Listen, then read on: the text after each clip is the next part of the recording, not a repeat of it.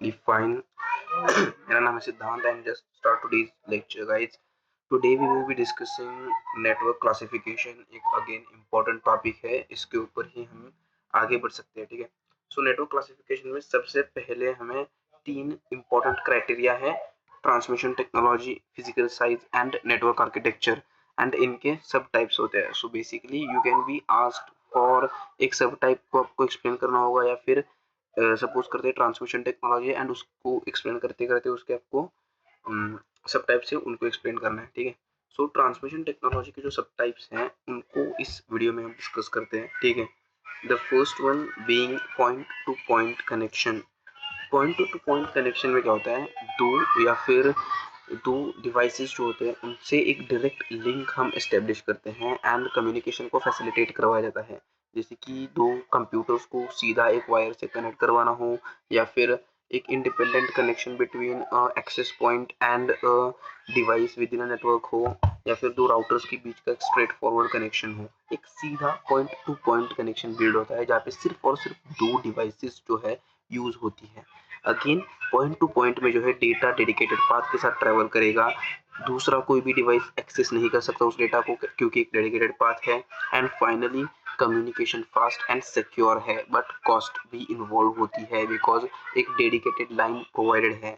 The second thing we will be discussing here is the multi point communication. अब multi point में क्या होता है, एक पॉइंट से मल्टीपल नोड्स की तरफ डेटा को ट्रांसफर किया जाता है. ठीक है. यहाँ पे हम एग्जांपल ले सकते हैं हमारे कॉलेज की लैब्स का, जहाँ पे स्विच को यूज करते हैं. And for me like I am sending data from my computer to the switch, and switch वो देखेगा कि मेरे को डेटा किन किन डिवाइसेस को सेंड करवाना है. ठीक है. सो बेसिकली जैसा आप इमेज में देख पा रहे हो, डेटा आईएसपी यानी इंटरनेट सर्विस प्रोवाइडर से जाएगा मेन राउटर की तरफ. मेन राउटर उसको एक स्विच की तरफ राउट कर सकता है, एंड ये स्विच उसके अंदर के डिवाइसेस को वो डेटा प्रोवाइड करेगा. सो एक मल्टी पॉइंट कम्युनिकेशन के अंदर सिंगल कनेक्टिविटी पॉइंट है और वहां से फिर डेटा मल्टीपल डिवाइसेस तक जाता है. ठीक है. एंड अगेन इसके अंदर बैंडविड्थ को जो है शेयर करना पड़ेगा आपको ओवरऑल नेटवर्क के अंदर. ऑल्सो इसकी कॉस्ट कम है क्योंकि हम जो ओवरऑल कंस्ट्रक्शन है फिजिकल वो काफी कम होता है. एंड फाइनली जो नंबर ऑफ डिवाइसेस है जो कि एक्टिव है नेटवर्क के अंदर, वो डिसाइड करती है कि परफॉर्मेंस कैसी होगी, क्योंकि overall performance of the network depends on the number of active devices. क्योंकि जितने ज़्यादा डिवाइसेस एक्टिव है उतनी कम बैंडविड्थ हर एक डिवाइस को मिलती है, क्योंकि जो बैंडविड्थ है वो डायरेक्टली प्रोपोर्शनल होती है आपके सॉरी इनवर्सली प्रोपोर्शनल होती है आपके नंबर ऑफ डिवाइसेस से. ठीक है. मतलब एक डिवाइस है तो सारी बैंडविड्थ उसी डिवाइस को मिलती है, अगर दो है तो बैंडविड्थ को शेयर किया जाता है. ठीक है. वैसा होता है वो. एंड लास्ट पॉइंट जो है दैट इज ब्रॉडकास्ट नेटवर्क. अब ब्रॉडकास्ट यानी बेसिकली जैसे मैंने आपको सिखाया था हब की तरह होता है वो, कि डेटा को लेगा हर एक डिवाइस में, जो हर एक डिवाइस जो नेटवर्क के अंदर है उसको डेटा ट्रांसफर किया जाता है. ठीक है. अब वो डिवाइस देखता है कि वेदर वो डेटा का जो एड्रेस है क्या उस डिवाइस का एड्रेस है.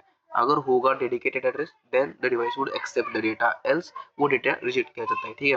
वैसे ही ब्रॉडकास्ट नेटवर्क में देखा जाए तो देखो, एक ही डिवाइस डेटा को सेंड करता है एंड मैसेज सबको जाता है, बट सिर्फ इंटेंडेड रेसिपिएंट्स जो है वो उस डेटा को एक्सेप्ट करते हैं. ठीक है. और उसी के साथ साथ ये जो हम इथरनेट बेस्ड नेटवर्क्स में बहुत यूज करते हैं, जो कि लैन हमारे होते हैं, वहाँ पे ब्रॉडकास्ट नेटवर्क्स ही ज़्यादा चलते हैं. ठीक है. एंड इसके हम कंपैरिजन चार्ट की बात करेंगे तो यहाँ पे देख सकते हो आप, ये चार्ट का स्क्रीनशॉट निकालो, क्योंकि ये सबसे ज़्यादा एक समरी है आज की इस वीडियो की, जहाँ पे हमने देखा point two point multi point broadcast में कितने डिवाइसेस को यूज़ किया जाता है, डेटा कैसे फ्लो होता है. ठीक है. जैसा मैंने आपको एक्सप्लेन किया था वैसा ही है. बाकी आज की इस वीडियो के लिए इतना ही. Thank for watching and love you all. Bye.